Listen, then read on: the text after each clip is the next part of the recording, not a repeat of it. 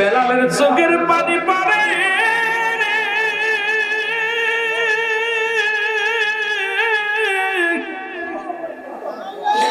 বেলাল জমিনের মধ্যে লুটায় কান্দার বলে আমার আল্লাহ,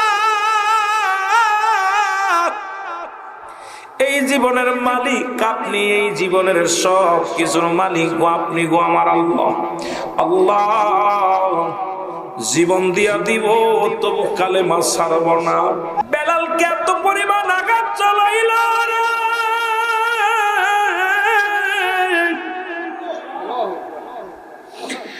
বেলালকে মেরে রক্তাক্ত করে ফেলল। বেলাল জমিনের মধ্যে পড়ে কান্দে, ও আমার আল্লাহ, ও আমার আল্লাহ। বেলালের কান্না দেখে আকাশ জমিন বাড়ি হয়ে গেছে। নিষ্ঠুর উমায়ার বাইরের দিলে কোনো দয়া নাই, মায়া নাই। হায়রে মুসলমান,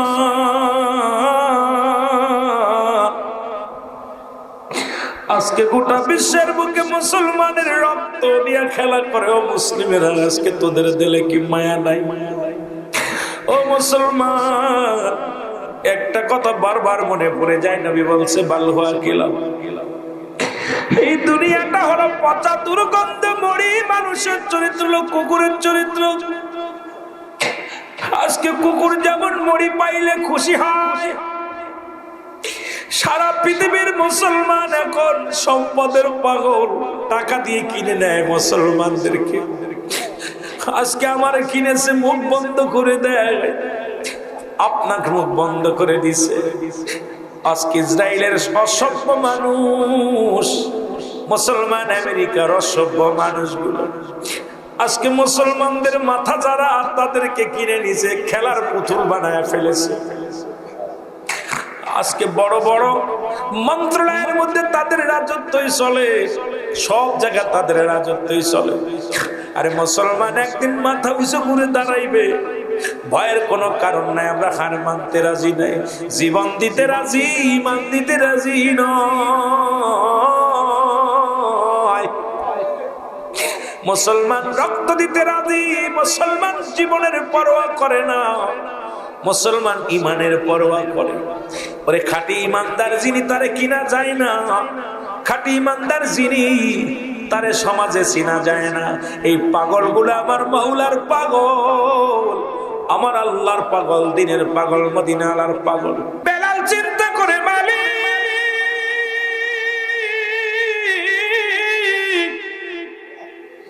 সূর্য উড়াইকে, সূর্য ডুবাইকে, বিনা খুঁটিতে তো বড় আসমান তারে রাখছ। সব কিছু তুমি আল্লাহ। কে গো সে আল্লাহ? কে সে? কে? আল্লাহ। গবেষণা করে কে যেন ডাকতে বলে, বেলাল তুমি জানো না সে আর কেউ নাই, তোমার খোদা, তোমার রব। তিনি হলো, তুমি পড়ে নাও, কে যেন জানায় দেয়, লা ইলাহা ইল্লাল্লাহু মুহাম্মাদুর রাসূলুল্লাহ সাল্লাল্লাহু আলাইহি। লা ইলাহা নাই কোন ইলাহ ইল্লাল্লাহু, এক আল্লাহ ছাড়া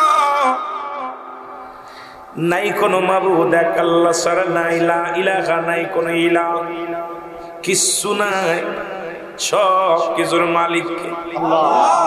আল্লাহ কয় বান্দারে, আমাকে পাওয়ার জন্য মাধ্যম আছে, ঠিকানা আছে। একটা ঠিকানা আমি আল্লাহ তোদের মাঝে প্রেরণ করে দিলাম, পাঠায় দিলাম। সেই ঠিকানা হলো মুহাম্মাদুর রাসূলুল্লাহ। জোরে জোরে চিল্লায় বলেন সাল্লাল্লাহু আলাইহি ওয়াসাল্লাম।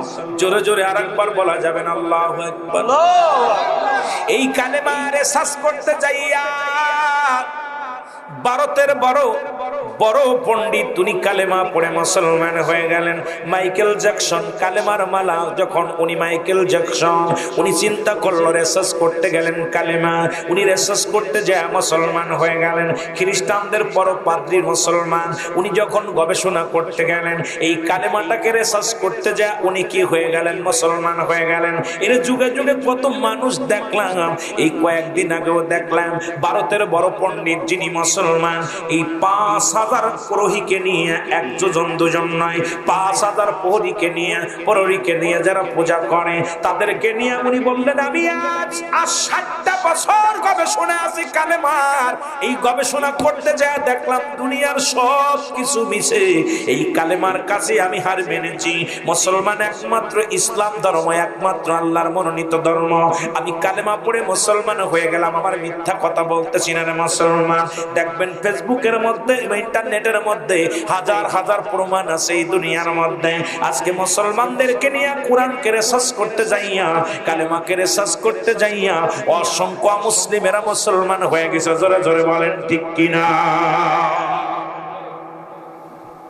আমি কাউকে আঘাত করব না, কারণ আমি আমার মুসলমান যেদিন শুনেছি, হয়তো অনেক মুসলিম ভাইরা আছেন মনে করতে পারেন রুহুল আমিন ভাই আমাদেরকে আঘাত করে কথা কয় না। না বাজান, কোনোদিন আমার অভ্যাস নাই কাউকে আঘাত করে কথা বলার অভ্যাস নাই, কাউকে কষ্ট দিয়া বলার অভ্যাস নাই।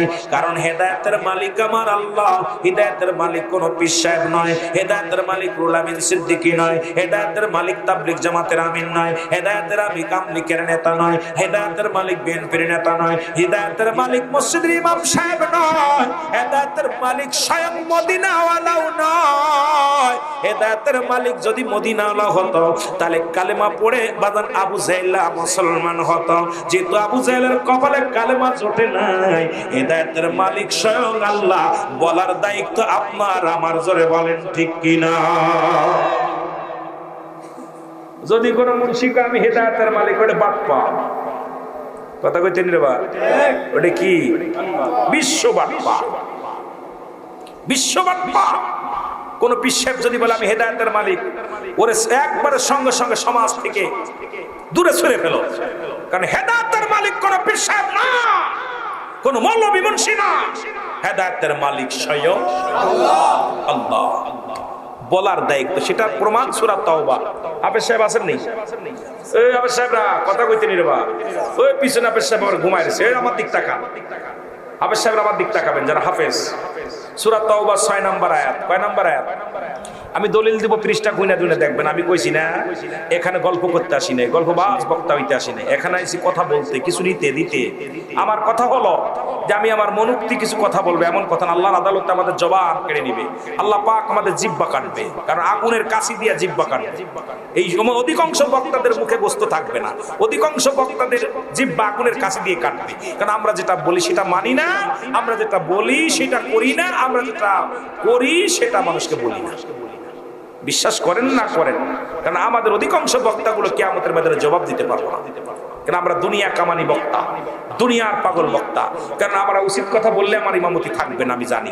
এই জন্য আমি উচিত কথা কইতাম না। কথা কইতে নিবা? সূরা তাওবা কয় নম্বর আয়াত? ৬ নম্বর আয়াত। কত নম্বর? পড়েন না। এই হাফেজ সাহেব খোলো, কোরআন খোলো, দেখো সূরা তাওবার মধ্যে ৬ নম্বর আয়াত। আল্লাহ বলতেছে হাবিব আপনার কদমের মধ্যে যদি কোনো অমুসলিম আগমন করে, বুঝতে হবে, ভালো করে বুঝে নেবেন। আমি কথাটা এই জন্য বুঝাইতেছি, হয়তো আশপাশে আমার হিন্দু ভাইয়েরা আছেন, মনে করবেন রুহুল আমিন ভাই মনে আমাদেরকে আঘাত করে কথা। না বাবা, আমি আঘাত করে কথা বলতে আসি নাই, আমি নবীজির কথা বলতে এসেছি, রাসূলের কথা, আল্লাহর কথা, আল্লাহর দ্বীনের কথা।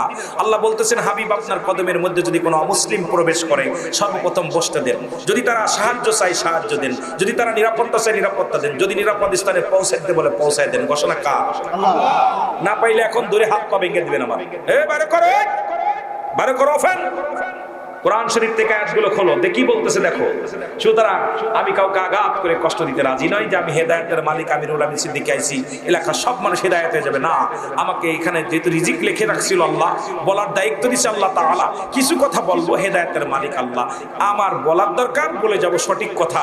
মানা না মানার ব্যাপার আল্লাহ আপনার উপরে দান করবে, আল্লাহ ভালো জানে, আপনি ভালো জানেন। জোরে বলেন ঠিক কিনা? কথা বুঝেন নাই?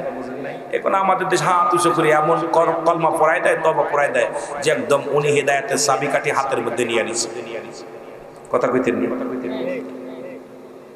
সপ্তাহে করছি আসতে কথা কষ্ট হয় কথা কন না কেন? জান্নাতি মানুষ আপনারা। কি মানুষ? আরো জোরে বলেন কি মানুষ? এর পাসপোর্ট জমা দিলাম, এ জলসায় যাব আমরা মদিনায়। ওরে আপনার দিদার হবে নি ওগো নবীজি, আমারে মদিনায় নিবানি। বলেন আমারে মদিনায় নিবানি দয়াল নবীজি, আমারে মদিনায়। ও নবী ও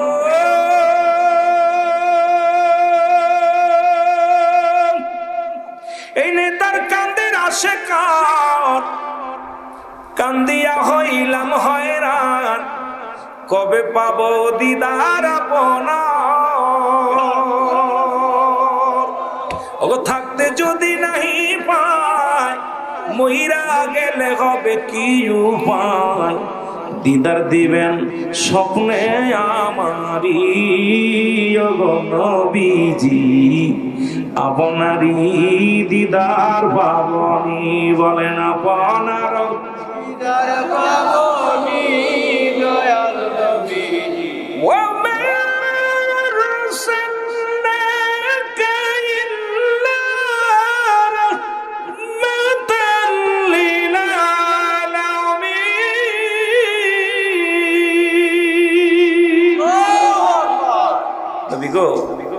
গোটা পৃথিবীর রহমত তো আপনাকে দিছি, আপনি রাহমাতাল লিল আলামিন, আল্লাহুল রাব্বুল আলামিন।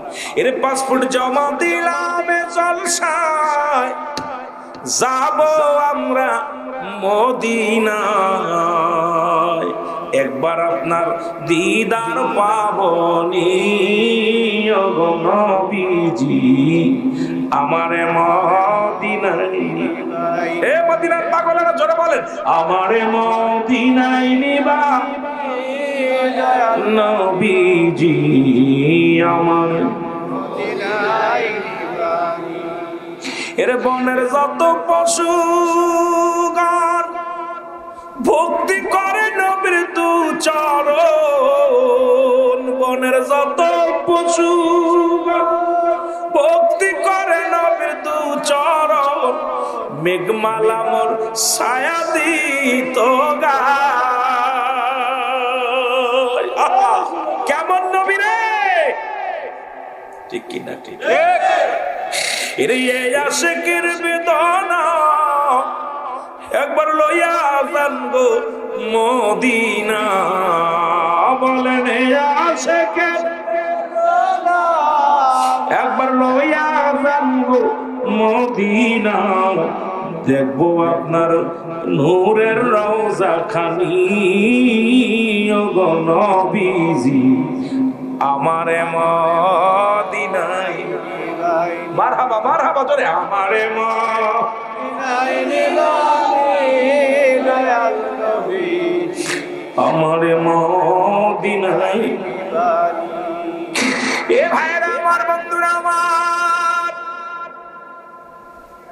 যে কথাগুলো বলি একটু দিলের কান্ডে লাগে শোনো।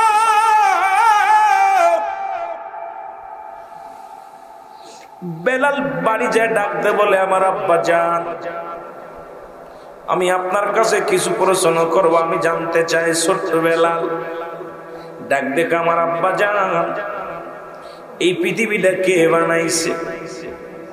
এই জমিনটা কে বানাইছে? বেলার বাবা কয় না রে বাবা না, আমাদের যিনি নেতা উনি বানাইছে। কে বানাইছে রে বাবা? কাবাব আব্বা আমারে বানাইছে। কয় আমি। বাবারে তোমারে বানাইছে কে? কয় আমারে বানাইছে তোর দাদাই। তোর দাদারে বানাইছে কে? তোর দাদারে বানাইছে তার দাদায়। তার দাদারে বানাইছে কে? কয় তার দাদায়। তার দাদারে বানাইছে কে? দাদায় দাদায় দাদায় দাদায় চলে যায়। বেলাল কয় বাবা গো, তোমার কথা আমি বুঝি না কিছু। দা বাবা গো, এই আসমান জমিনের মালিক আপনার মালিক, আমার মালিক মনে একজন আছে। এরে মুসলমান শুনে নাও, যিনি সব কিছুর মালিক, যিনি আসমানেরও মালিক, জমিনেরও মালিক, যিনি আপনার মালিক, আমার মালিক গো বাবা, তিনি আর কেউ নয়, তিনি হলো আমার আল্লাহ। জোরে জোরে চিল্লায় বলা যাবে না সুবহানাল্লাহ? বেলালের বাবারা আবার চিন্তা করে সন্তানের জন্য হাতে পায়ে কড়া পড়ে যাবে, দড়ি পরে রশি পড়ে যাবে, এই এতটুকু মানুষ সবসময় আমার কাছে প্ররোচনা করে। এদিকে অভাবের সংসার। রাবা ছিল তৎকালীন জামানায় ভালো একজন কৃষক, ফসল ফলাইতো মাঠে, অনেক ভালো কাজ করতে পারত।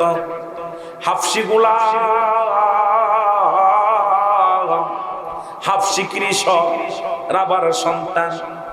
অভাবের সংসারে চিন্তা করে যদি আমাদের নেতারা যদি জানতে পারে আমার সন্তান আমার কাছে জিগায় আমার রবকে, আমার তোমার রবকে, তাহলে যদি আমি বিপদের মধ্যে পড়ে যাব, ছেলে তুটবাট পড়াশোনা করে, ছেলেকে আর রাখা যাবে না। এক অভাবী সংসার, এই চিন্তা, যে চিন্তা, সেই দাঁড়া নিয়ে গেলেন বাজারে। বাজারে যে কোনো বিনিময়ে বিক্রি করে দেবে। বেলালকে সাজাইয়া, বেলালকে ডাক দে, রাবা কয় বাবারে চলো বাজারে ঘুরতে যাই। বেলাল ছোট্ট মানুষ, বুঝতে পারে নাই। বেলাল মনে করছে বাবা আমার কি বা কি দেখাইতে যাবে, মেলা দেখাইতে যাবে। বেলালকে সাজাইয়া, কাপড় পরাইয়া বাজারে নিয়ে মানুষ যেখানে বিক্রি হয় সেখানে দাঁড়ায়া পড়েছে। বেলালকে দেখিয়া ছোট্ট মানুষ, হাফসি গোলাম, চেহারা ছবি ভালো না। বেলালকে বেলালের বাবা কয়, এ হাটের পরিরা শোনো, আমি আমার একমাত্র সন্তানকে বিক্রি করবো, ছোট্ট মানুষ যদি কেউ কিনতে চাও আসো। লোকজনের ছোট্ট মানুষ, অমুসলমান, শুনে নাও, এই শ্রমিক, বালক শ্রমিককে কেউ নিতে চায় না। অবশেষে উমাইয়ার কাছে বিক্রি করে দিলেন বেলালকে। বেলালকে কিছু টাকার বিনিময়ে বিক্রি করে দিলেন। বেলাল ডাকতে বলে, বাবা তুমি আমার জন্মদাতা পিতা, বাবা গো তুমি অন্যর কাছে আমারে বিক্রি করে দিলাম। কই বাবারে আমি তোরে বিক্রি করে দিলাম, আবার তোকে ফিরিয়ে নেব।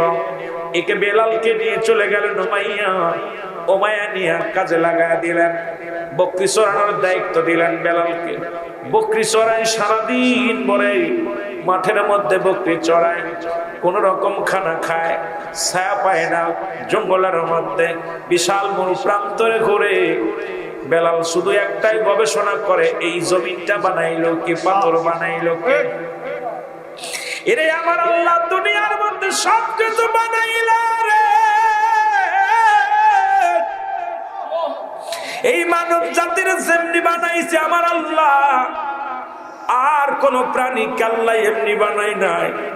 আল্লাহ কয় বান্দারে আমি জমিনটা বানাইলাম কুন আর ফায়াকুন বলিয়া, আসমান বানাইলাম আমি কুন আর ফায়াকুন বলিয়া, এই পৃথিবীর মধ্যে পাহাড় বানাইলাম আমি কুন আর ফায়াকুন বলিয়া, এই পৃথিবীর মধ্যে জিন বানাইলাম আমি যেমনি, মানুষ তোরে আমি এমনি বানাই নাই।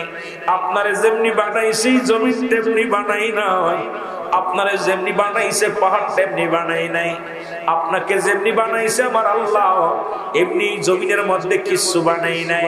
আল্লাহ আমার নিকটবর্তী ফেরেশতাদেরও আমি এমনি বানাই নাই রে। মানব জাতি শোনো, সব কিছু আসমান জমিনের ভিতরে যা কিছু আছে সব কিছু আমি আল্লাহ হুকুম দিয়ে বানাইলাম। একমাত্র মানুষকে আমি আমার কুদরতি হাত দিয়ে বানাইলাম।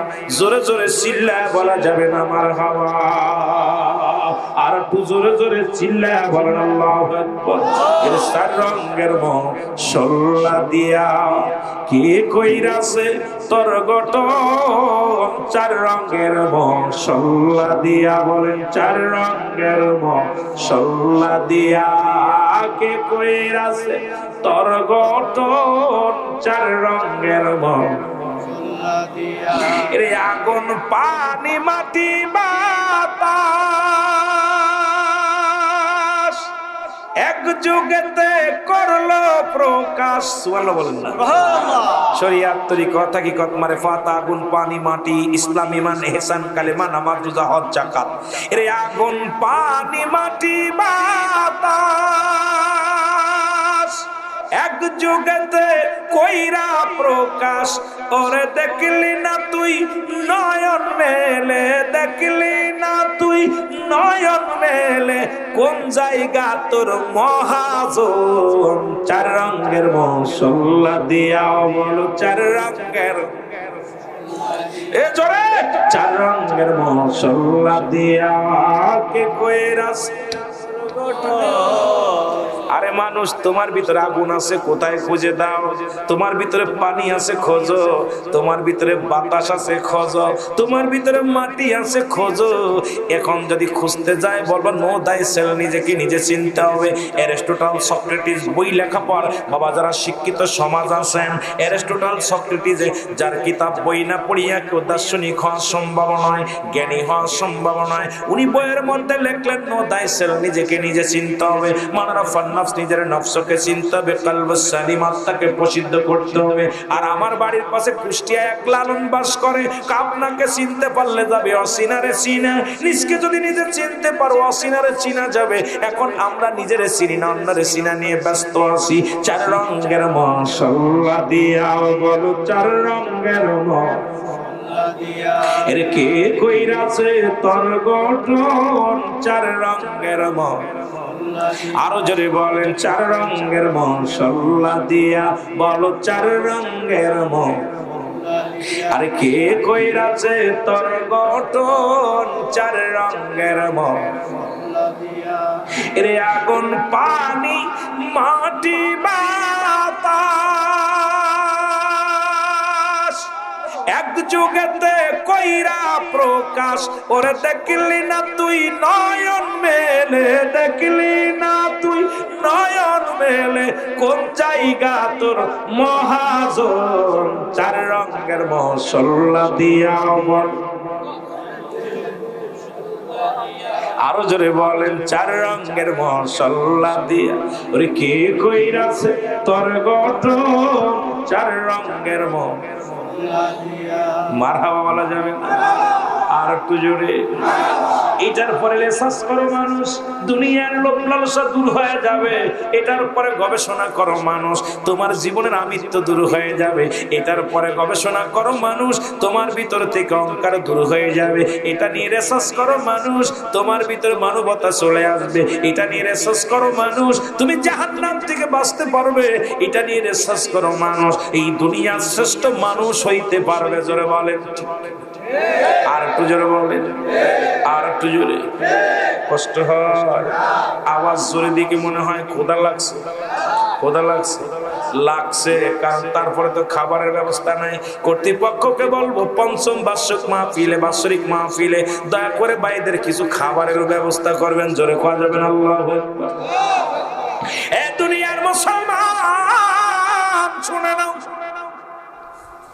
বেলাল রাদিয়াল্লাহু তাআলা উনি কালেমা পড়ে নিলেন।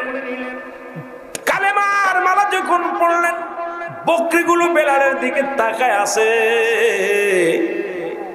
সমস্ত বকরিগুলো বেলালের, সমস্ত বকরিগুলো পাথরের মধ্যে চাটা দেয়, পেট ভরে যায়। অন্য অন্য রাখালের বকরিগুলো সারা মাঠ করে দৌড়াদৌড়ি করে। বেলালের বকরিগুলো নীরবতা পালন করে। আর বেলাল জিকির করে, ইল্লাল্লাহু ইল্লাল্লাহ, লা ইলাহা ইল্লাল্লাহ, বলো ইল্লাল্লাহু ইল্লাল্লাহ, লা ইলাহা ইল্লাল্লাহ। রাখালের রাজা বলে, মাইয়া কই থেকে এই বালককে ধরে আনছো? বালক যেন কি দিয়ে জবান দিয়ে কি যেন পড়ে। ওর বকরিগুলো নড়াচড়া করে না, এক জায়গায় বইয়া খায়। ঘাসও পায় না দেখি পাথরের মধ্যে চাটা মারে। আর পেটটি ভরে যায়, নাদুস নাদুস হয়ে গেছে বকরিগুলো।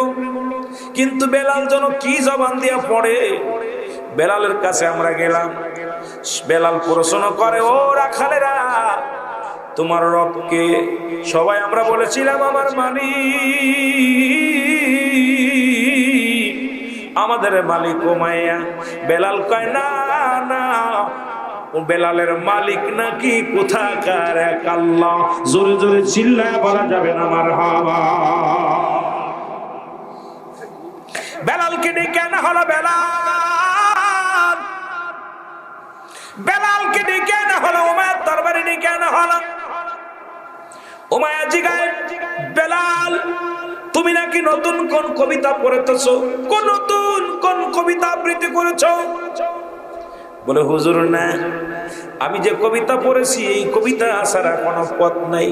এই কবিতা হুজুর বেলালের জিগায় তোরে খাওয়াই কে? কামার খাওয়াই আল্লাহ। সুবহানাল্লাহ বলে। উমাইয়া জিগায়, বেলাল তোরে খাওয়াই কে? খাওয়াই কে? পড়াই কে? বেলাল তোরে করাই করছে কে? কয় তুমি। বেলাল ডাকতে কয়, উমাইয়া কয় না বেলাল না, আমি তোর মালিক, আমি তোর সব, তোর খোদা তোর কিচ্ছু নয়, সব কিছুর মালিক হলাম আমি। বেলাল কয়, উমাইয়া রে আপনার মালিক কে? কয় আমার মালিক আমি নিজে। উমাইয়া কয়, বলে উমাইয়া কয়, বেলাল আমি হলাম, আমার মালিক আমি নিজে। বেলাল বলে না না, লা ইলাহা ইল্লাল্লাহু মুহাম্মাদুর রাসূলুল্লাহ। জোরে জোরে চিল্লায় বলা যাবে না সাল্লাল্লাহু আলাইহি ওয়াসাল্লাম। জোরে জোরে চিল্লায় একবার বলেন আল্লাহু আকবার। হযরত বেলাল রাদিয়াল্লাহু তাআলা আনহু কালেমার জন্য পাগল হয়ে গেলেন। উমাইয়া কয়, ছেড়ে দাও ছেড়ে দাও, এটা যদি না ছাড়ো আজ থেকে খাবার বন্ধ। বেলালের খাবার বন্ধ হয়ে গেল। বেলাল বলে, কালেমা পড়ার কারণে যদি খাবার বন্ধ হয়ে যায় এই পৃথিবীর মধ্যে খানার প্রয়োজন নেই। খানা বন্ধ হয়ে গেল, কিন্তু জবান দিয়ে আরো জোরে জোরে কালেমা পড়ে। দেখেছিলাম মিয়ানমারের মধ্যে 500 কোরআনের পাখি। আজকে এখানে আপনাদের এফজোখানার অনেক ছাত্র ভাইয়েরা আছে, ওই 500 কোরআনের পাখিকে বুকের মধ্যে কোরআনটা চেপে ধরেছে, বুকের মধ্যেই ভাবে চেপে ধরেছে। এই বাজার মুসলমান সুশীর ওই সেলা সৈন্য বেঈমানের দলেরা ছিল, এ মুসলমান শোনো, তোমরা কোরআন ছেড়ে দাও, যদি জীবন দিবা নাকি কোরআন দিবা? ছোট ছোট কোরআনের পাখিগুলো বলেছিল, এই জীবন দিলে জীবন পাবো, কোরআন দিলে কোরআন পাবো না। এই কোরআনের ইজ্জত, কোরআনের মান বাঁচাইতে আমরা জীবন দিতে রাজি। ওই মিয়ানমারের 500 কোরআনের পাখিকে গুলি করে মারা হলো, কোরআন বুকের মধ্যে চেপে ধরে আছে। একটা চিৎকার মেরে পাখিগুলো বলেছিল আল্লাহু আকবার। জোরে জোরে চিল্লায় বলা যাবে না মারহাবা। ও মুসলমান দাঁড়াও দেখি, সাথে নিয়ে যাও কোরআন খানি, বলো ও মুসলমান দাঁড়াও দেখি, সাথে নিয়ে যাও কোরআন খানি, বলো সাথে নিয়ে যাও। ঘর বিপাদের অন্ধকারে, ঘর বিপাদের অন্ধকারে কোরআনই হবে তোমার আলোর বাতি। ও মুসলমান দাঁড়াও দেখি, সাথে নিয়ে যাও কোরআন খানি, বলো সাথে নিয়ে।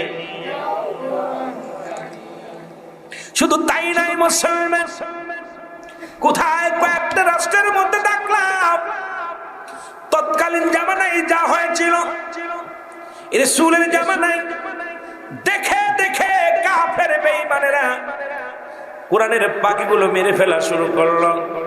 যে কোরআন যদি না থাকে মানুষ সত্য পথ ভুলে যাবে, সঠিক পথ ভুলে যাবে। আজকে আপনাদের কোরআনের মাহফিল, এখানে কোরআনের মাদ্রাসা এফজোখানা, কিছু ওই শ্রেণীর যারা আছে তারা কোনোদিন এই কোরআনের মাদ্রাসা প্রতিষ্ঠিত হতে হয়ে যাক মানবে না, এই কোরআনের মাদ্রাসা চলুক এটা মানবে না।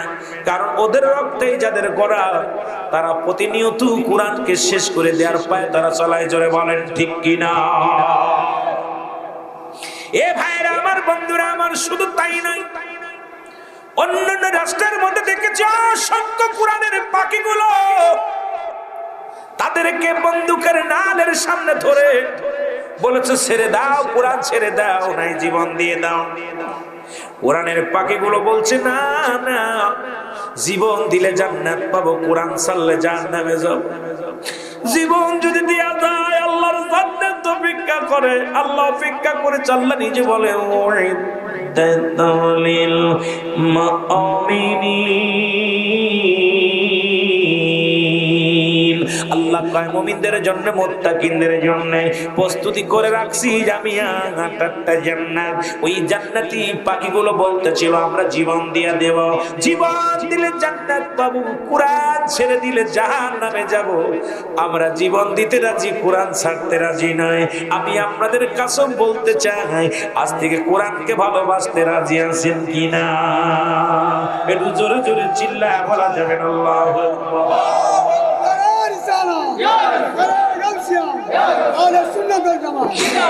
আমার মনের জল্পনা কল্পনা, নবী যাব আমি সোনা, বলো যাব আমি সোনার মদিনায়, বলো যাব আমি আমার মনের জল্পনা কল্পনা, নবী যাব আমি সোনার মদিনা। আরো জোরে বলেন যাব আমি সোনার মদিনা। এর নবীজিকে ভালোবাসি, মনটাই আমার অনেক খুশি। নবীজিকে ভালোবাসি, মনটাই আমার অনেক খুশি। ওর নবীজিকে ভালোবেসে তৃপ্তি মেটে না, বলো নবীজিকে ভালোবেসে না গো যাব আমি সোনার মদিনা। সবাই বলেন না যাব আমি সোনার মদিনা।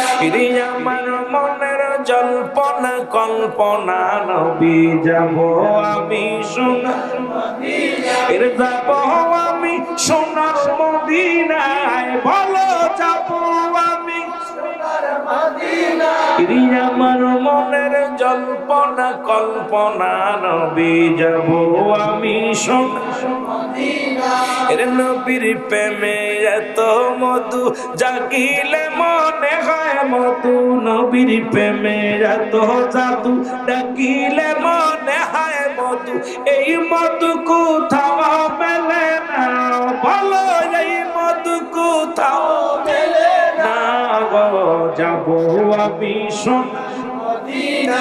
আরো জোরে বলেন যাব আমি সোনার মদিনা।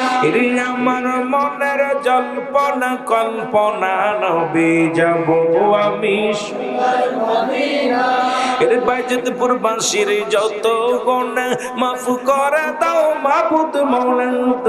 বাইজিদপুর বাসির যত গুনাহ মাফ করে দাও মাবুদ মওলা। মাফ করে দাও নবীর উসিলায়, বলো মাফ করে দাও নবীর উসিলায় গো যাব মোরা। আরো জোরে বলেন যাব আমি সোনার মদিনা। আমার মনের জল্পনা কল্পনা, নবী যাব আমি সোনার মদিনা। মারহাবা বলেন, ভালো লাগে না? ভালো লাগে। একটু মহব্বতের সঙ্গে দুরূদ শরীফ পড়েন। আল্লাহুম্মা সাল্লি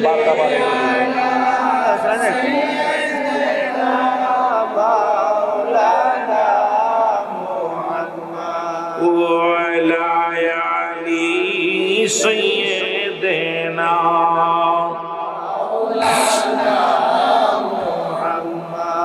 এ দুনিয়ার মুসলমান কবির মনোযোগ।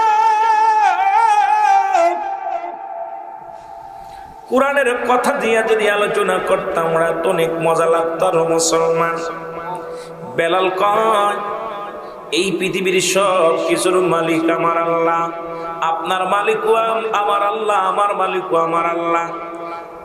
মুসলমান উমায়া কয় না না, এই পৃথিবীর সব কিছুর মালিক, এই রাজ্যের মালিক আমি। খানা বন্ধ, বেলালের কালেমা বন্ধ করতে পারি নাই।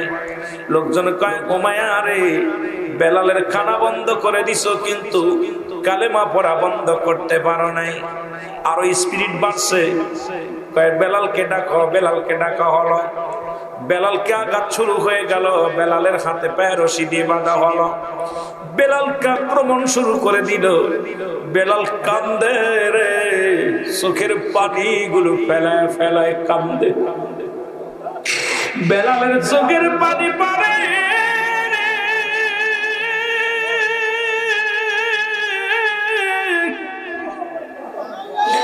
বেলাল জমিনের মধ্যে লুটাই কান্দার বলে, আমার আল্লাহ,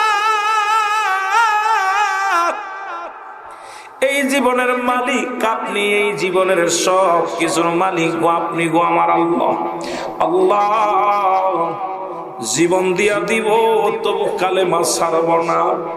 বেলালকে এত আঘাতের পর আঘাত করে বেলাল কান্দে আর বলে, কালেমার মালাটা পড়ছি আমি, যত পারো যন্ত্রণা দাও গো তুমি, বলো যত পারো যন্ত্রণা দাও।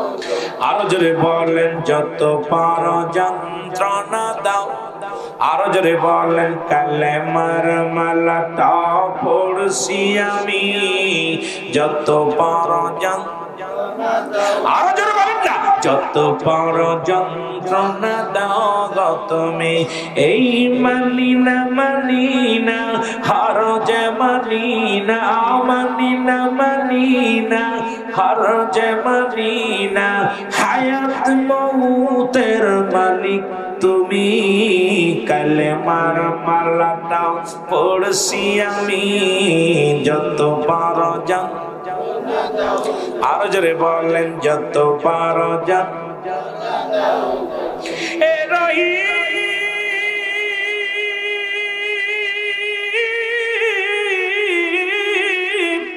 এ রহমান, আমার জীবনের মালিক তুমি, বলো আমার জীবনের।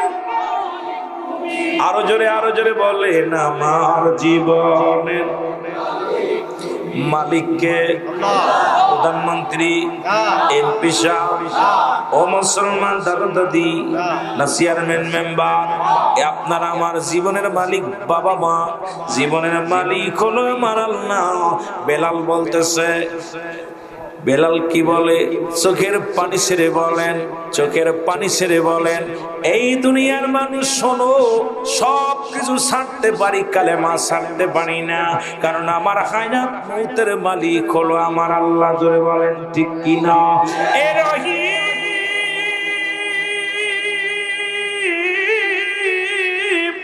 এ রহমান, আমার জীবনের মালিক তুমি, বলো আমার জীবনের মালিক।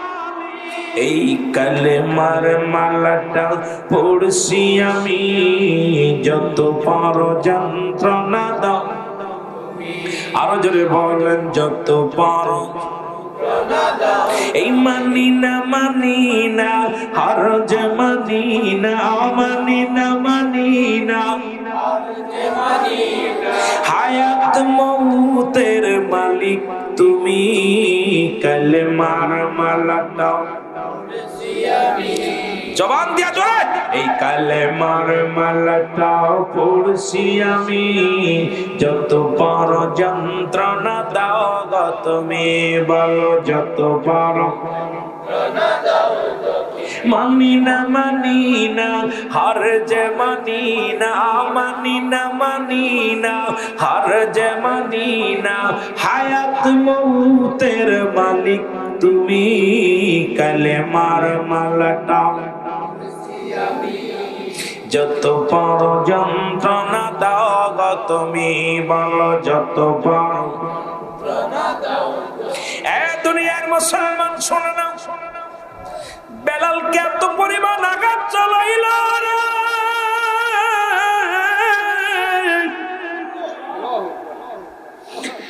বেলালকে মেরে রক্তাক্ত করে ফেলল। বেলাল জমিনের মধ্যে পড়ে কান্দে, ও আমার আল্লাহ, ও আমার আল্লাহ।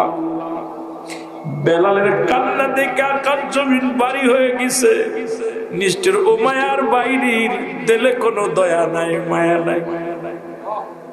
হায়রে মুসলমান,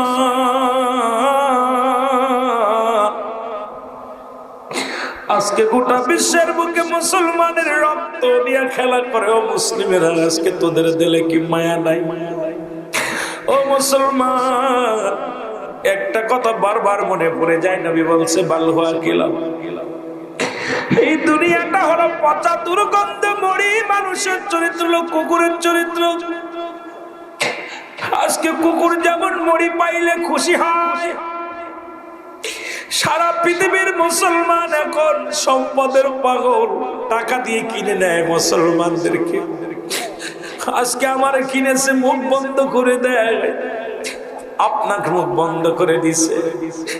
আজকে ইসরায়েলের অসভ্য মানুষ, মুসলমান আমেরিকার অসভ্য মানুষগুলো আজকে মুসলমানদের মাথা যারা তাদেরকে কিনে নিছে, খেলার পুতুল বানায় ফেলেছে। আজকে বড় বড় মন্ত্রণালয়ের মধ্যে তাদের রাজত্বই চলে, সব জায়গায় তাদের রাজত্বই চলে। আরে মুসলমান একদিন মাথা উঁচু করে দাঁড়াইবে, ভয়ের কোনো কারণ নাই। আমরা হার মানতে রাজি নাই, জীবন দিতে রাজি, ইমান দিতে রাজি নয়। মুসলমান রক্ত দিতে রাজি, মুসলমান জীবনের পরোয়া করে না, মুসলমান ইমানের পরোয়া করে। ওরে খাঁটি ইমানদার যিনি, তারে কিনা যায় না।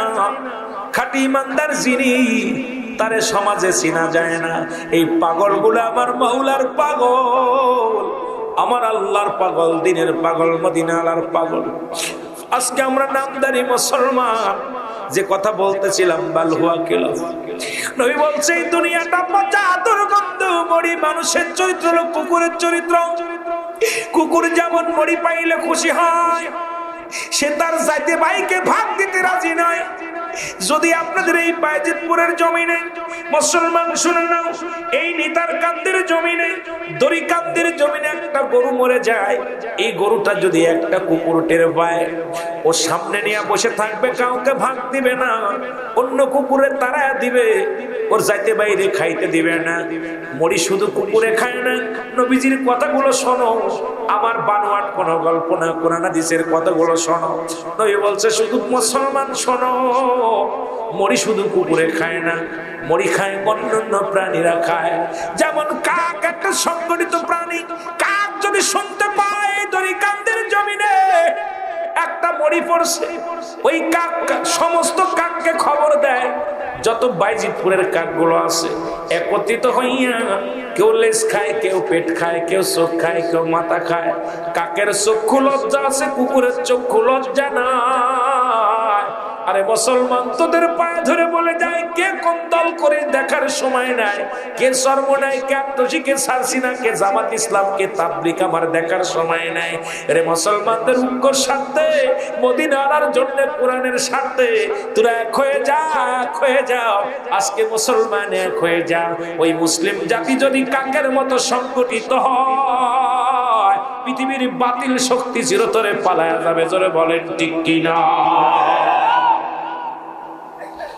নবী এমনি বলে যান নাই, মুসলিম জাতি যদি কাকের মতো সংগঠিত হতো, কে কোন দলের লোক? আমরা মুসলমান। আপনি করেন চরমোনাই, দুঃখ নাই, করেন তাবলীগ, দুঃখ নাই, করেন আমলিগ, দুঃখ নাই, করেন বিএনপি, দুঃখ নাই, করেন আক্রোশী, দুঃখ নাই, করেন। কিন্তু বৃহত্তম স্বার্থে, কোরআনের পক্ষে, হাদিসের পক্ষে যখন ঐক্যবদ্ধ হয়ে এক ময়দানে নামবো, চিরতরে বাতিলেরা থরথর করে কেঁপে ময়দান থেকে পালাবে। জন্য বলেন ঠিক কিনা? কিন্তু আমাদের অবস্থা চিন্তা করি, ওর জামাত ইসলাম করে বসাইছে বসা, ও আমলিগ করে বসা, ও বিএনপি করে বসা, ও চরমোনাই বসা, ও আট্টসি বসা। কিন্তু একজন আর একজনের এই কুকুরের স্বভাব, নবীজি বলছে কুকুরের স্বভাব পরিত্যাগ করতে হবে। মুসলিম সমাজ তোমাদের ঐক্যবদ্ধ হতে হবে, কাকের মতো সংগঠিত হতে হবে। কষ্ট পাচ্ছেন আপনারা? কষ্ট পাচ্ছেন? আজকে দাড়ি নিয়ে, মারামারি নিয়ে ইহুদি খ্রিস্টানরা দেখে, কেউ বলছে ফাড়া পাঞ্জাবি, কেউ কয় গোল পাঞ্জাবি, কেউ বলতেছে আপনার এই লম্বা টুপি, কেউ বলতে সোহর টুপি, কেউ কয় 7.5 হাত পাগড়ি, কেউ কয় 14 হাত পাগড়ি, কেউ কয় মিসাক কর, কেউ কয় বিরাস কর, কেউ কয় লম্বা দাড়ি বানা, কেউ কয় খাটো দাড়ি বানা। আমরা এদিক দাড়ি টুপি নিয়ে মারামারি শুরু করছি, এদিকে ইহুদি খ্রিস্টান নেশারারা মুসলমানদের রক্ত নিয়ে খেলা করে। যেন বলেন ঠিক কিনা? আর যেন বলেন ঠিক কিনা? হয়তো আমার কথায় অনেকে কষ্ট পাইতে পারে। আমি কারোর বিপক্ষে কথা বলি না, কারোর পক্ষে কথা বলি না। যদি তাতে কেউ বেঁধে যায়, কষ্ট পায়, কিচ্ছু যায় আসে না। কে কষ্ট পেল আর কে পেল না আমার কিচ্ছু আসে যায় না। আমাদের ব্রাত্যম স্বার্থে, মুসলমানদের ঐক্যবদ্ধতে, কোরআন হাদিসের সম্মান ইজ্জত বাঁচানোর জন্য আমাদের ঐক্যবদ্ধের বিকল্প নাই। জোরে বলেন ঠিক কিনা? আরো জোরে বলেন ঠিক কিনা? ঐক্যবদ্ধ হইতে রাজি আছে? আরো জোরে বলেন রাজি আছে? এই বাবা, মুসলমান বেশি হওয়া লাগবে। ওই 313 জন বদর প্রান্তর ওই সাহাবীদের দরকার। এই আমাদের বাইজিদপুরে লক্ষ মুসলমানের দরকার নাই, এর ভিতর থেকে ওই 313 জনের দরকার। এ মুসলমান, বদর প্রান্তরে 313 জন সৈন্য ছিল, ওদিকে 1000 সৈন্য ছিল। ওই 313 জনের তাকবীর, 313 জনের ইমানি শক্তি দেখে 1000 বেঈমান পালিয়ে গিয়েছিল। বাইজিদপুরের জমিনে ওই 313 জনকে পাইলে ইনশাআল্লাহ চিরতরে বাতিলেরা পালিয়ে যাবে। জোরে বলেন ঠিক কিনা? সেই 313 জনকে খোঁজার দরকার। 313 জনকে ঈমান চোর যারা, তাদের অন্তরে ভালো লাগবে না। এই সমস্ত আলোচনা শুনলে ঈমান চোরদের কলিজার মধ্যে লাগে। আমি কারোর বিপক্ষে কথা বলতে আসি না, এই পক্ষেও আমি আত্মশীর বক্তা। একমাত্র বাংলাদেশের রুহুল আমিন সিদ্দিকী আত্মশীর বক্তা, হক কথা বলে আলোচনা করে। আমি গুনাহগার, কখনো কাউকে ছাড় দিয়ে কথা বলি না।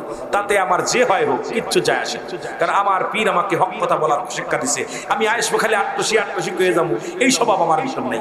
আমি আইবো, আমাদের দেশে এখন চরমুনা তাইলে চরমুনার ওয়াজ, জামাত আসলে জামাতের ওয়াজ, বিএনপি আইলে বিএনপির জামাত। এ হলো কি? যখন মাঠে ময়দানে আসবেন, আল্লাহর রাস্তায় সমস্ত বক্তাদেরকে আমি বলবো যে আপনি সমাজ জাতিকে বাঁচানোর জন্য আলোচনা করবেন, নিজের পক্ষের জন্য না। কারণ আপনি আপনার দল ভারী করার জন্য আপনি ওয়াজ করতে আসেন না। আপনি আসেন ইসলামের বৃহত্তম স্বার্থে, ইসলাম মুসলিম মিল্লাত ঐক্য করার জন্য, ঐক্যবদ্ধ হওয়ার জন্য কথা বলতে হবে। আপনি আপনার বাবার প্রশংসা করবেন, এটা স্বাভাবিক, কিন্তু তাই বলে এই নয় যে আপনি বাবার প্রশংসা করতে করতে দাদারে ভুলে যাবেন। কথা কর না কেন? আমাদের অবস্থা খুব খারাপ। কোরআনকে 3টা ভাগ করছে। আমি প্রায় মাহফিলে বলি, কয়টা ভাগ করছে? 3টা ভাগ। শুনবেন? কয়টা ভাগ? জোরে বলেন। এক ভাগ নিচে তাবলিগ জামাত, যারা তাবলিগ করে, দেখবেন খালি আমলের ওয়াজ করে। উনি ময়দানে আসে এত নেকি, এত সব, এত খালি নেকির ওয়াজ। আর এক ভাগ নিচে জামাত ইসলাম, দেখবেন রক্ত গরম ওয়াজ, যত রক্ত গরম ওয়াজ আছে এই ওয়াজগুলো উন্নয়ন আছে। খালি ময়দানে এসে এমন ওয়াজ করবে, যারা শ্রোতা থাকে সব স্পিড বেড়ে যায়। আর একটা ভাগ নিচে পীর মুরিদি যারা করে, পীর সাহেবরা, কত হাজার মুরিদ, আমার মুরিদ হলো 15,000, ও কয় 20,000, ও কয় 40,000। ওরা ওই খালি পীর মুরিদি, যাতে কত হাজার মুরিদ বাড়ছে এই ওয়াজ নিয়ে ব্যস্ত আছে। যদি ওরা ওয়াজ করে, হকের ওয়াজ করে, মুরিদ কমে যাবে। যদি মুরিদের কয় বিড়ি খাস নে, তাহলে আর মুরিদ আসবে না। যদি কয় মুরিদরে তুই দাড়ি ছাসবি না, তাহলে আর মুরিদ হবে না। যদি কয় মুরিদরে নারী পুরুষ এক জায়গায় যাওয়া যাবে না, ও কয় যে পীর সাহেবের বাড়ি আর যাওয়া যাবে না। কথা কয় না কেন? কথা কয় না কেন? কথা কয় না কেন? কারণ এই 3টা ভাগ 3 জন নেছে। এই 3টাকে পরিপূর্ণ একত্রিত করে যদি কোনো ব্যক্তি পরিপূর্ণভাবে মানতে পারে, বুঝতে পারে, এটাই হলো ঈমানদার। চলে বলেন ঠিক কিনা? আপনি কিছু মানবেন, কিছু মানবেন না। কোরআনের কিছু আয়াত মানবেন, কিছু মানবেন না। আমি 3টা ভাগ করে দিই, দেখেন এই 3টা ভাগের উপরে দেখবেন রিসার্চ করে। যারা পিছে কোনটা ওই যেটা মুরিদ বাড়ে, যেটা সে কথা বলে সেই ওয়াজ খালি করে। মুরিদ কোন কাজ করলে বাড়বে? কিন্তু মুরিদকে কি আপনি পীরের খাসলাত ধরতে হবে। এখন আপনার মুরিদ যখন, যিনি মুরিদ হবে, তাকে আগে পীরের খাসলাত দিতে হবে। পীর যদি তাহাজ্জুদের নামাজ পড়ে, আপনাকে পড়তে হবে। পীরের দাড়ি আছে, টুপি আছে, আপনার থাকা লাগবে। পীরে এখন অধিকাংশ জায়গায় পীরও বিড়ি খায়, মুরিদও বিড়ি খায়, আছে না? কথা কন না? আল্লাহর রাস্তায় কব না, নাম কব না, আমিও পীর মুরিদি করি। কিন্তু এমন পীর আছে আপনাদের আশপাশের জেলায়, এই পীর সাহেবের বিড়ি প্যাকেট বকশিস দেয়। একদিন ওয়াজে গেছি, হুজুরের পাশে বসে আছে, এখন বেনসন সিগারেট মনে 30-35 প্যাকেট, মুরিদ খালি বেনসন প্যাকেট হাতের মধ্যে, আর হুজুর খালি সুমা দেয়, কাম সারছে। তখন আমি বইয়ে একটা গজল গাইছিলাম, আপনারা সবাই মনে শুনছেন, যে কবরেতে আগুন পাবি, বিড়ি পাবি না, খারে জম্মের খা, যত খাবি খা। কবরেতে আগুন পাবি, বিড়ি পাবি না, ফেরেশতারা খায় না ঘুষ, থাকিবে না তোর যে হুশ। আগুন দিবে কবরে, তোর জান মারিবে ধরে, ছাড়া পাবি না। কবরেতে আগুন পাবি, বিড়ি পাবি না। পীর সাহেব দি মনটা বেজা। কথা বুঝেননি? রাগ করেন আপনারা? রাগ করেন? আমি কি হাসা কথা কইছি না খারাপ কথা কইছি? কবরে আগুন পাওয়া যাবে, বিড়ি পাওয়া যাবে। এরা কামেল নয়। কামেল পীর চিনার জন্য একজন পীর সাহেবের ভিতরে 9টা গুণাগুণ থাকবে। এই 9টা গুণের একটা গুণ যদি তার ভিতরে না থাকে, সে নাকেস। ওর দ্বারা দুনিয়াতেও কামিয়াব হবেন না, আখিরাতেও কামিয়াব হবেন না। 9টা গুণের একটা গুণ যদি তার ভিতরে না থাকে। এখন কামেল চিনার জন্য আপনার এই দুনিয়ার মধ্যে ঘুরতে হবে, বিচারণ করতে হবে কোনটা কামেল পীর কোনটা নাকেস পীর। আমার দেশে এখন যেভাবে নাকেস পীর বাড়ছে, এর দ্বারা আমাদের সাধারণ পাবলিককে বিভ্রান্তি করতেছে। জোরে কোন ঠিক কিনা? আর এই সমস্ত পীরের দরবারে ওই যে মানুষ কয় আমরা মাজার পূজা করি, আসলে পূজা করি না, মাজার জিয়ারত করি। কিন্তু ওরা করে আপনার দুর্গা পূজা, আমরা করি দরগা পূজা। ঠিক কিনা? ঠিক কিনা? এগুলোর জন্য আমাদের দুর্নাম হচ্ছে, এগুলোর জন্য আমাদের দুর্নাম হচ্ছে। প্রকৃত আহলে সুন্নাত ওয়াল জামাত যারা করে, রাসূলুল্লাহ সৈনিক যারা, এরা কখনো ওই সমস্ত হারাম কাজে লিপ্ত হতে পারে? যারা বলেন ঠিক কিনা? নামাজ নাই, রোজা নাই, দেখা যায় চিন্তা করে যার নাজাত পেয়ে যাবো। না বাবা, আমি অনুরোধ করবো, এই জন্য আপনাদেরকে বলবো আমাদেরকে কামেল পীর চিনতে হবে। আর কামেল পীর চিনে এখন যদি আমি বৈশিষ্ট্যগুলো বলি, অনেকে কষ্ট পাবে। কামেল পীরের বৈশিষ্ট্যগুলো বললে আপনারা কষ্ট পাবেন। যদি আমার কাছ থেকে একটু ফোনের মাধ্যমে না হলে একটু জেনে নিন। আমি কামেল পীরের বৈশিষ্ট্যগুলো একদিন বলবো। মাঝে মাঝে চিন্তা করি, একবার এক মাহফিলে বলার পর পীর সাহেব হুজুর আমার বলে, হুজুর আপনি আমার পেটে লাথি মেরে থেকে গেলেন। ভাই আমি আপনার পেটে লাথি মারলাম। এই জন্যে এইগুলো আমাদের বৈশিষ্ট্য চিনার দরকার। এই জন্য আমাদের যুগে আমরা যখন খেলেছি পুতুল খেলা, তোমরা এখন সেই বয়সে লেখাপড়া করো মেলা। ঠিক কি না? ঠিক কি না? আমাদেরকে রিসার্চ করতে হবে, কিতাবাদি বেশি বেশি করতে হবে। কুরআন হাদিস ইজমা কিয়াস এগুলো পড়লে আপনি যেটা জানেন আমি সেটা জানি না, আপনি যেটা জানেন আমি সেটা জানি না, আমি যেটা জানি আপনি সেটা জানেন না। জানার কোনো শেষ নাই, জানতে হবে, বুঝতে হবে। কিন্তু আপনি যদি বলেন যে সব এটা নাই ওটা নাই, হবে না। বুঝতে হবে, আগে কিতাব পড়তে হবে। প্রাইমারিতে একটা বিদ্যা, হাই স্কুলে একটা বিদ্যা, কলেজে একটা বিদ্যা। ওই ব্যঞ্জন বর্ণ স্বরবর্ণ দিয়ে ওই আপনার ওই 9টা আর হলো কত, 19টা, কয়টা মোট 39টা হলো ইংরেজি অক্ষর, আরবি বাংলা অক্ষর। আর হলো আর অধিক 49টা না কয়টা? 11টা আর হলো আর ওটা কয়টা? 39টা। মোট কয়টা? 50টা অক্ষর। আর অধিক হলো ইংরেজি হলো 26টা অক্ষর, আরবি হলো 29টা হরফ। এই দিয়া দেখেন, তীর হলো মাথা কাটতে হবে, আর হলো ফুটা দিতে হবে। আর হচ্ছে আপনার আরবিতে কি ওই কিছু ফুটা দিতে হবে, কিছু উপরে নিচে দিতে হবে। কিন্তু বাংলাটা এত কঠিন, বাংলাতে সবচেয়ে কঠিন। আমার বাবারা দেখা যায় এই যে আমরা বিদ্যা অর্জন করেছি, এই হক্কর দিয়া একই হক্কর আপনার ওই ডিগ্রিতে চলতেছে, মাস্টার্সে চলতেছে, বিসিএসে চলতেছে, সব একই হক্কর। কিন্তু পড়ার ধারণ বদলে গেছে। জোরে বলেন ঠিক কিনা? কথা কন না কেন?